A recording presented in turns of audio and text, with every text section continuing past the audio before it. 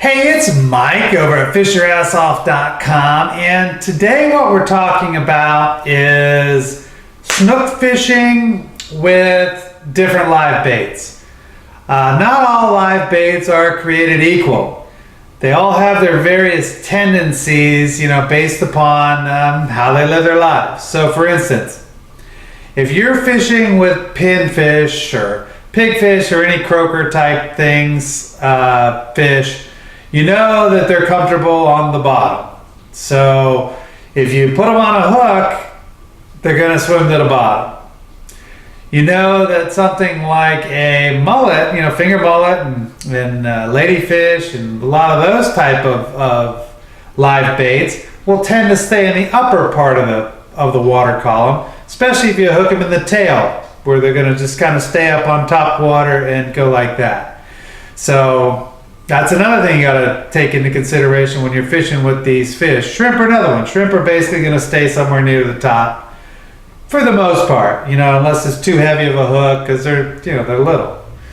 But and then you have all your white baits, your menhaden, your scaled sardines, your threadfin herring, all those silvery little fish that have a dark back. We call them greenbacks, greenies. There's all kinds of different nicknames for them, but for the most part they're going to stay kind of mid-water to the top, so a little bit underneath the surface for the most part.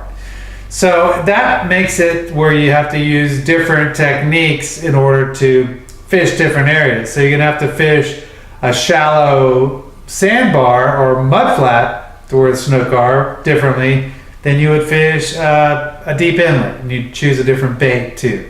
So that's really what we're going to cover in just different techniques, I guess, in a nutshell is what I'm saying. Okay, snook fishing with live bait.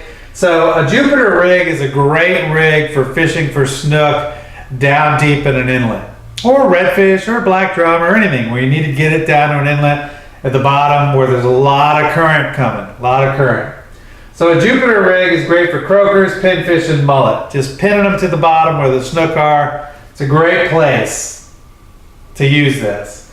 Okay, and the way a Jupiter rig is set up is you got your hook right here, 18 inches of leader, a barrel swivel, then another 6 inches of leader between another barrel swivel. And what you're doing is you're putting whatever the appropriate lead is that you're going to need to keep down there. So let's just say 3 ounces works for most inlets, okay? So this egg sinker can slide back and forth and kind of roll on the bottom with the tide and things like that. So the reason it's called Jupiter rig is because it works so great in an inlet like Jupiter with a sandy bottom like that, where it just kind of rolls down and rolls with the tide. If it's a super rocky bottom, it probably wouldn't work as well. It might get tangled, but sandy bottom inlets, it's a great rig to use.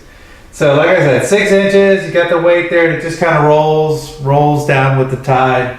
Great place for all those different live baits that want to go to the bottom. The croakers, the pinfish, pigfish, whatever. But you can sink a bait too. So even a big mullet, if you got enough lead, you can sink it to the bottom because they eat it too. All right, another great way with all these different live baits is just to free line them. So if you're in a place where it's super shallow, you probably wouldn't want to free line if you're drifting a grass flat, because your presentation is going to get ruined with a pinfish, pigfish, any of those croaker that's going to dig down in the weeds. But it's a great place to drift with a mullet, because the mullet's going to stay on top like this the whole time. So you're making a ruckus and boom, things are going to slam them. You want it to be shallow because most of that stuff's down a little deeper, hiding in the weeds, and it's only got a certain strike zone. So when I say do that, I'm talking maybe 3-4 feet of water if you want to catch snook. Okay. Bobber's another good one.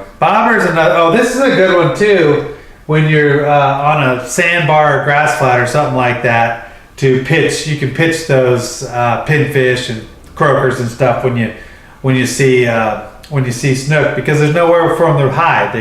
They're not going to dig. They're going to be like, oh God, where's some grass? And those snook are going to pound them. So that's definitely a great place to catch snook with live bait. Bobbers, I use bobbers all the time. You know, a lot of people think you bobber fish with shrimp. I use it all the time. Catch tarpon, snook, redfish all the time because it just slows down the bait. You know, I'm always amazed at how often these predators, your job is to eat your prey, but you miss 2 out of every 3 times you go for them. Amazes me. They already got a hook through their face or their back or something, which still doesn't seem to slow them down enough if it's a mullet especially. But that bobber slows them down just a smidge more and you get more hookups. But that's a great place to use your grass flats. You make sure it's coming from up current and goes right over those sandy potholes. Great place to use a bobber with any live bait. It doesn't matter. Seawall's another good one. When you have the straight cement seawalls without all the rocks, seems like that's a much better place. A snook will just hang out there waiting to pin something up against there. Throw your bobber up current or be up current, let it drift down with whatever bait you choose, any of these different fish, and just let it go right past into their strike zone. Great place to use live bait to catch snook. Docks are always good. Same deal. Either let the tide take it to the dock and stop it right before the dock where the snook are, or if you can pitch it up current to the fish without spooking them, you know, that's another great way to do it. But those are all great areas where you can use bobbers. I use them around high tide with mangroves too, because not only does it slow down the fish, I can tell where the fish is because of the bobber. You know, a lot of times when you're pitching up to the mangrove, you can't really see where your fish is. But the bobber will tell you because the bobber is pointing whichever way the fish is swimming, right? So you'll know, oh God, he's swimming towards that branch. I don't want to get wrapped around that branch. Or, oh, he's almost in the mangrove roots. Because you got to keep it super close to the mangroves. I mean, within a foot or two to get, you know, the majority of the strikes from these snook. Because they're hugging those mangroves at high tide. Even swimming in and out of them. They're looking for crabs, shrimp, little fish to eat. So you got to be real close to those mangroves, and a bobber is just a great way to manage a live bait to keep them getting tangled and keep it in the strike zone of the snook the whole time too. I think I covered everything I wanted to cover about this today. So I think that's it. So until next time, we'll see you then. All right. Bye-bye.